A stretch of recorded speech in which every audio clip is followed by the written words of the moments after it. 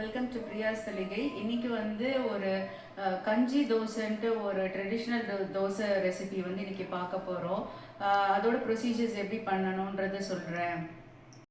So இன்றைக்கி வந்து இந்த கஞ்சி தோசைன்ட்டு ஒன்று நான் இப்போ ரீசெண்டாக சாப்பிட்டேன். ரொம்ப சூப்பராக இருந்தது. ஸோ அவள்கிட்ட கேட்டு ரெசிபி கேட்டு நான் இதை வந்து ஷேர் பண்ணுறேன். ஸோ இது வந்து மாவு அரிசி பச்சரிசி இருக்குது இல்லையா, மாவு பச்சரிசி வந்து 3 கப்பு. இந்த கப்பால் நான் வந்து இது வந்து மெஷரிங் கப் பார்த்திங்கன்னா 1/2 கப்பு மெஷரிங் கப்பு. ஸோ நான் இதில் வந்து 3 கப்பு போட்டிருக்கேன். இதில் இது வந்து துவரம்பருப்பு வந்து ஒரு 1/3 கப்பு. இதில் வந்து ஸோ இது ரெண்டுத்தையும் வந்து இதோட சேர்த்து ஆட் பண்ணிக்க போகிறேன். ஸோ இதுக்கு வந்து மிளகா வந்து பார்த்தீங்கன்னா மிளகா வந்து 1 கப்பு, இந்த ஆள் 1 கப்பு நம்ம எடுக்கிறோம் இல்லையா, அந்த 1 கப்புக்கு வந்து கணக்கு வந்து 3 மிளகா. ஸோ 3 கப்பு போட்டிருக்கிறதுனால நான் வந்து 9 மிளகா வந்து இதுக்கு ஆட் பண்ணியிருக்கேன். கொஞ்சோண்டு தேவையான அளவு வந்து கொஞ்சோண்டு வெந்தயம் வந்து நான் இப்போ இது பண்ணும்போது கொஞ்சம் ஆட் பண்ணிக்க போகிறேன். ஸோ இது ஃபஸ்ட்டு ப்ரொசீஜர் வந்து என்னன்னாக்கா, இது எல்லாத்தையும் வந்து நல்லா ஒரு டைம் நல்லா 2 டைம்ஸ் நல்லா வாஷ் பண்ணிவிட்டு இந்த மிளகாவையும் சேர்த்து இப்போ வந்து அதை நம்ம வந்து கொதிக்க விட போகிறோம். ஸோ இதை வந்து நல்லா ஒரு 3 டைம்ஸ் நல்லா வாஷ் பண்ணிவிட்டு இது ரொம்ப இம்பார்ட்டண்ட்டான ஸ்டெப்பு. ஸோ இங்கே வந்து நான் இந்த அரிசி எவ்வளோ இருக்கோ அந்த அளவுக்கு வந்து முழுகிற அளவுக்கு மட்டும் தண்ணி ஆட் பண்ண போகிறேன் இதில். ஸோ இவ்வளோதான், ஜஸ்ட் ஒரு டம்ளர் இல்லை 1.5 டம்ளர் மேக்ஸிமமாக இருக்கிறது. ஸோ இந்த பாருங்க, இதை எவ்வளோ முழுகிறதோ அந்த அளவுக்கு தண்ணி ஆட் பண்ணிவிட்டு இதை இப்போ அடுப்பில் வச்சு ஜஸ்ட்டு ஒரு முத்து கொதி வர வரைக்கும் நம்ம இதை வந்து கொதிக்க வைக்க போகிறோம். ஸோ இப்போ இதை அடுப்பில் வச்சுருக்கேன். ஒரு ஸ்பூன் வந்து ஒரு 1/4 ஸ்பூன் வந்து வெந்தயம் ஆட் பண்ணியிருக்கேன். ஸோ இதை வந்து நம்ம வந்து இங்கேயும் வந்து ரொம்ப கொஞ்சம் கேர்ஃபுல்லாக இருக்கணும். இது வந்து ஓவராக குக் ஆகக்கூடாது, இல்லைனா ரொம்ப சாதம் மாதிரி ஆகிடும். ஸோ ஜஸ்ட் ஒரு முத்து கொதினா லைட்டாக அந்த பாயிலிங் பபிள்ஸாக சைடில் வரும், அந்த அளவுக்கு இருந்தால் போதும். இது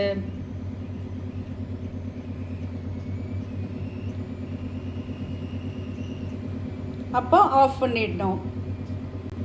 ஸோ வச்சு ஒரு 1 மினிட் கூட ஆகலை. சைடில் வந்து பார்த்தீங்கன்னா நிறைய அந்த ஒரு முத்து கொதி மாதிரி வருது.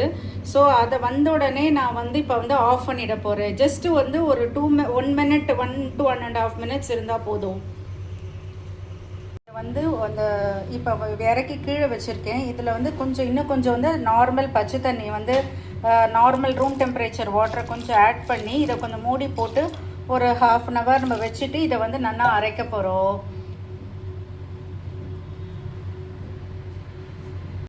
ஸோ இப்போ வந்து இந்த அரிசி வந்து நல்லா ரூம் டெம்பரேச்சருக்கு வந்துடுது, அந்த சூடு வந்து குறைஞ்சி நல்லா ரூம் டெம்பரேச்சருக்கு வந்துடுது. ஸோ இந்த தண்ணி வந்து கரெக்டாக விட்டதுனால எல்லாமே ஊறி கொஞ்சோண்டு அரைக்கிற அளவுக்கு தான் அந்த தண்ணி இருக்குது. லைட்டாக வடிகட்டிட்டு கூட கொஞ்சம் நல்லா அரைச்சிக்கலாம். ஸோ நான் இப்போ இதை வந்து மிக்சிலேயாவது நீங்கள் நிறைய குவான்டிட்டி போட்டெல்லாம் கிரைண்டரில் அரைச்சிக்கலாம், இல்லை மிக்சியில் வந்து கொஞ்சம் கொஞ்சமாக 2 ஈடாக போட்டு அரைச்சிக்கலாம் இதை. ஸோ இதுக்கு தேவையான அளவு வந்து எல்லாத்தையும் சேர்த்து கடைசியாக நான் ஆட் பண்ண போகிறேன். ஸோ இங்கே வந்து மாவு அரைச்சிட்டேன், கொஞ்சோண்டு தேவையான அளவு இதுக்கு உப்பு போட்டிருக்கேன். ஸோ இங்கே வந்து சும்மா ஒரு கடுகு தாளிக்கிறதுக்காக அது க்ரன்ச்சியாக இருக்கும்.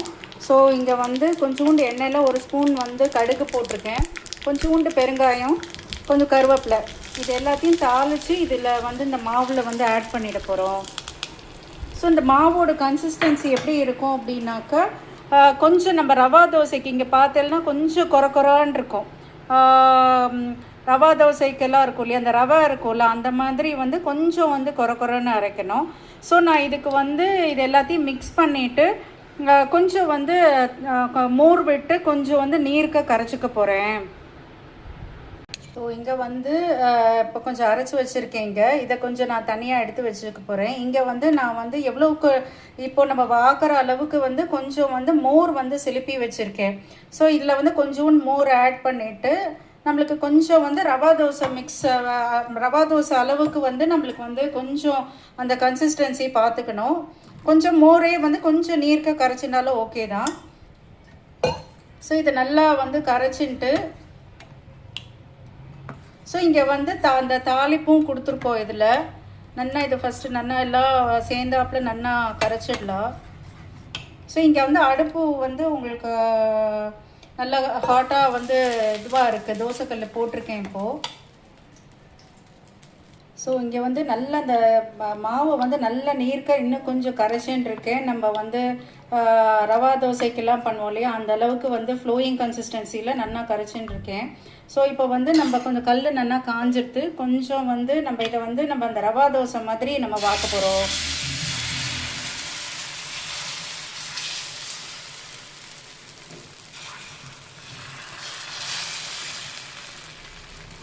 ஸோ 2 பக்கம் நல்லா கொஞ்சம் எண்ணெய் வந்து எல்லா சைட்லேயும் விட்டுடலாம்.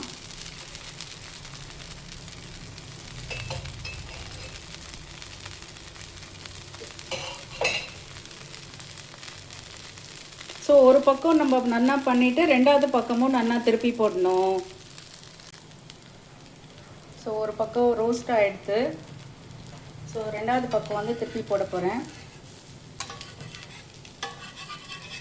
ஸோ இது கொஞ்சம் நல்லா இந்த மெல்லிஸாக பண்ணால் ரொம்ப நல்லா இருக்கும், ரவா தோசை மாதிரி இருக்கும் இது. ஸோ நல்லா அப்படியே ப்ரௌன் கலரில் அந்த முறுமுறுன்னு ரொம்ப சூப்பராக இருக்கும். இதுக்கு தொட்டுக்கிறதுக்கு வந்து வெறும மிளகா பொடியே நல்லா இருக்குது, இல்லை சட்னி கூட ஆட் பண்ணிக்கலாம், நீங்கள் அதை யூஸ் பண்ணிக்கலாம்.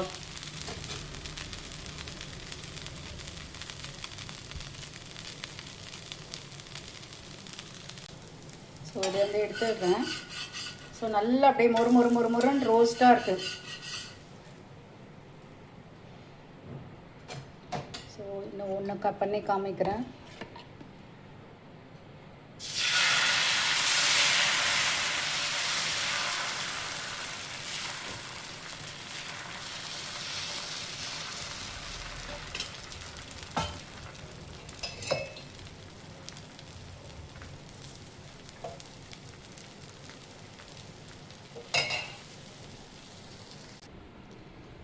ஸோ இங்கே வந்து ரொம்ப சூப்பராக எப்படி அப்படியே கூடாக வந்து அந்த தோசை வந்து ரெடியாக எடுத்து நல்லா அப்படியே ரவா தோசை மாதிரி மெல்லிஸாக ரொம்ப டேஸ்டியாக இருக்குது. அப்படியே காரசாரமாக இருக்கும்னு சொல்லுவாள், அந்த மாதிரி ஒரு அடா டேஸ்ட்டில் இருக்குது. அதுக்கு வந்து நான் மிளகா பொடி வச்சு பேர் பண்ணியிருக்கேன். இது வந்து வேறு டைப் ஆஃப் மிளகா பொடி, கொஞ்சம் நிறைய எள்ளு ஜாஸ்தியாக போட்டு பண்ணியிருக்கேன். ஸோ அதோட இதுவும் நான் கூடிய சீக்கிரம் உங்களுக்கு ஷேர் பண்ணுறேன். ஸோ நீங்களும் வந்து ட்ரை பண்ணி பாருங்கள். இது வந்து ரொம்ப நேரம் வந்து சோக் பண்ணி ரொம்ப நேரம் ஆகாது, உடனே வாக்கலாம். ஃபர்மெண்ட் பண்ணணும்னு அவசியம் இல்லை. கன்சிஸ்டன்சி மட்டும் அந்த ஒரு ரவா தோசை மாதிரி அதுக்கு தகுந்தபடி அட்ஜஸ்ட் பண்ணிக்கலாம். ஸோ ப்ளீஸ் வாட்ச் பிரியாஸ் தலிகை for further updates. Like, share and comment. Happy cooking.